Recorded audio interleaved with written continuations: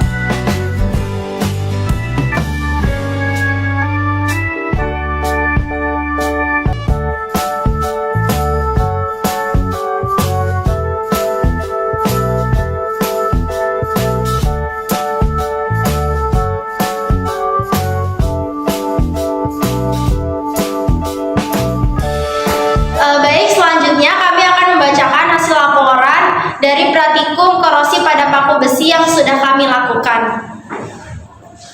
Korosi adalah kerusakan atau degradasi logam akibat resi redoks antara suatu logam dan berbagai zat di lingkungannya yang menghasilkan senyawa-senyawa yang tidak dikehendaki. Dalam bahasa sehari-hari, korosi disebut pengkaratan.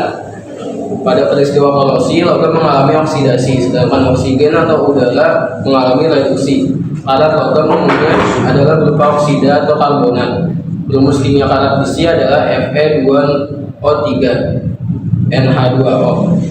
Suatu zat yang padat berwarna coklat kemerahan. Korosi merupakan proses elektrokimia. Pada korosi besi, bagian tertentu dari besi itu berlaku sebagai anoda, di mana besi mengalami oksidasi.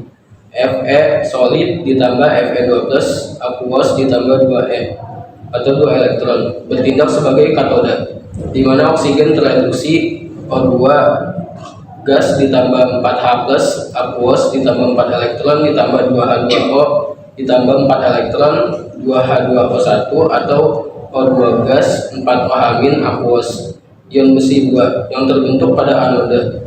Selanjutnya teroksidasi membentuk ion besi 3 yang kemudian membentuk senyawa oksidasi terhidrasi, yaitu karat besi. Mengenai bagian mana dari besi itu yang bertindak sebagai anoda dan bagian mana yang bertindak sebagai katoda, itu tergantung pada beberapa faktor, misalnya zat pengotor atau perbedaan rapatan logam itu.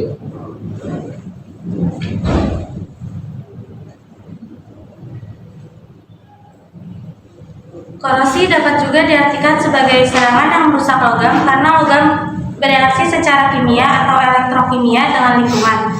Ada definisi lain yang mengatakan bahwa korosi adalah kebalikan dari proses ekstraksi logam dari biji mineral. Contohnya, biji mineral logam besi di alam bebas ada dalam bentuk senyawa besi oksida atau besi sulfida.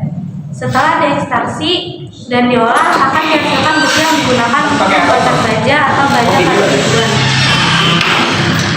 Selama pemakaian, baja tersebut akan bereaksi dengan lingkungan yang menyebabkan korosi kembali menjadi senyawa besi oksida. Derek Volta dan hukum Nash akan membantu untuk dapat mengetahui kemungkinan terjadinya korosi. Kecepatan korosi sangat tergantung pada banyak faktor, seperti ada atau tidaknya lapisan oksida, karena lapisan oksida dapat menghalangi beda potensial terhadap elektroda lainnya, yang akan sangat berbeda bila masih bersih dari oksida.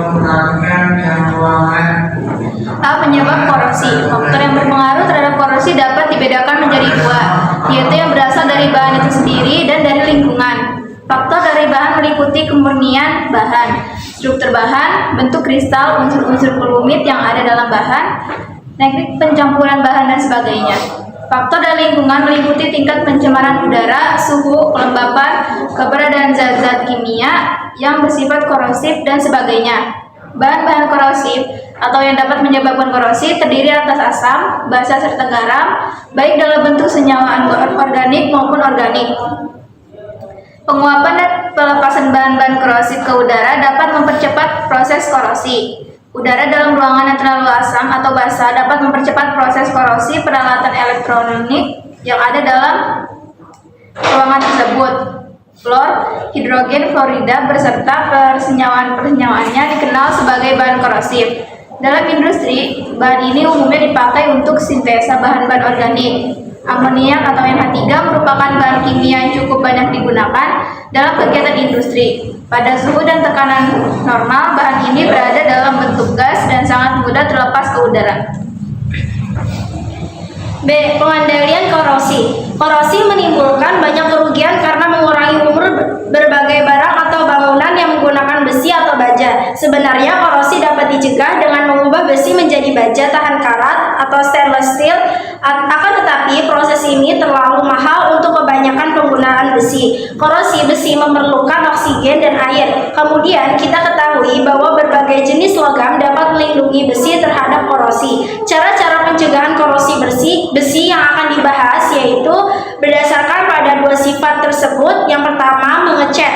Kedua, melumuri dengan oli atau gemuk. Cara ini diterapkan untuk berbagai perkakas dan besi mesin, oli dan gemuk mencegah kontak besi dengan air. 3. Dibalut dengan plastik. Berbagai macam barang, misalnya rak piring dan keranjang sepeda dibalut dengan plastik. Plastik mencegah kontak besi dengan udara dan air. 4. Tin plating atau pelapisan dengan timah. Kaleng-kaleng kemasan terbuat dari besi yang dilapisi dengan timah. Pelapisan dilakukan secara elektrolisis yang disebut dengan elektroplating. Timah tergolong logam yang tahan karat. 5. Galvanisasi atau pelapisan dengan zinc. Pipa besi, tiang telepon, badan mobil, dan berbagai barang lain dilapisi dengan zinc. Berbeda dengan timah, zinc dapat melindungi besi dari korosi sekalipun lapisannya tidak utuh. Yang keenam, chromoplating atau pelapisan dengan kromium. Besi atau baja juga dapat dilapisi dengan kromium untuk memberi lapisan pelindung yang mengkilap, misalnya untuk bumper mobil. 7. Sacrificial protection atau pengorbanan anod.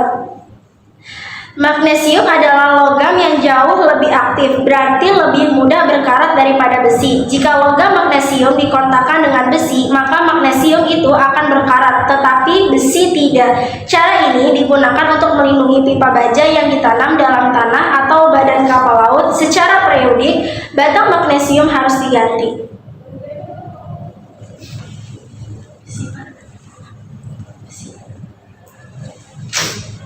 Besi adalah logam yang berasal dari biji besi atau tambang yang banyak digunakan untuk kehidupan manusia sehari-hari, dari yang bermanfaat sampai dengan yang merusakkan dalam tabel periodik. Besi mempunyai simbol Fe dan nomor atom 26. Besi juga mempunyai nilai ekonomis yang tinggi. Besi adalah logam yang paling banyak dan paling beragam penggunaannya. Hal itu karena beberapa hal diantaranya, seperti kelimpahan besi di kulit bumi cukup besar, pengolahannya relatif mudah dan murah, dan besi mempunyai sifat-sifat yang menguntungkan dan mudah dimodifikasi. Salah satu kelemahan besi adalah mudah mengalami korosi. Korosi menimbulkan banyak kerugian karena mengurangi umur pakai berbagai barang atau bangunan yang menggunakan besi atau baja. Sebenarnya korosi dapat dicegah dengan mengubah besi menjadi baja yang tahan karat atau stainless steel. Akan tetapi proses ini terlalu mahal untuk kebanyakan penggunaan besi. Korosi besi memerlukan oksigen dan air. Berbagai jenis logam, contohnya zinc dan magnesium, dapat melindungi besi dan korosi.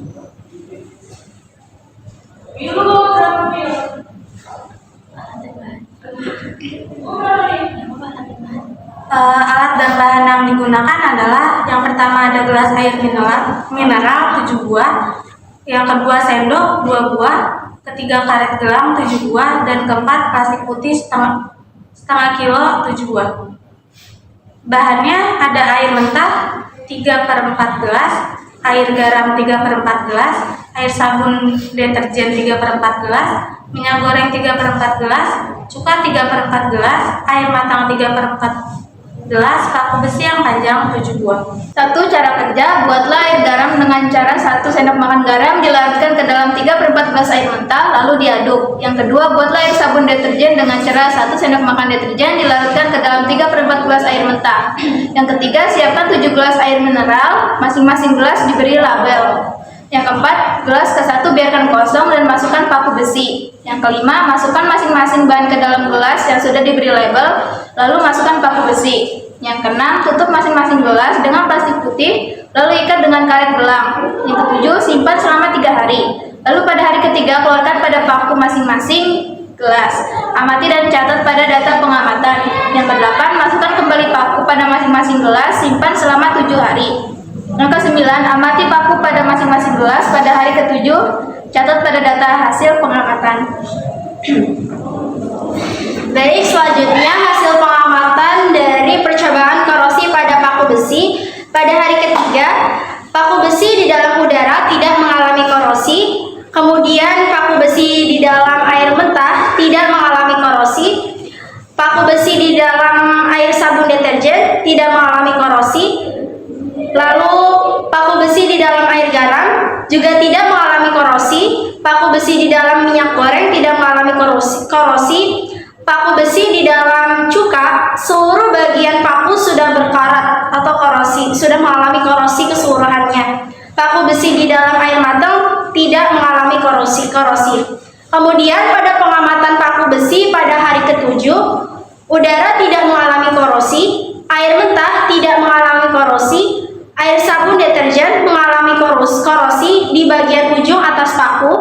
Air garam mengalami korosi pada bagian ujung atas dan bawah paku. Minyak goreng tidak mengalami korosi. Cuka seluruh bagian paku sudah berkarat. Kemudian dan terakhir, air matang tidak mengalami korosi.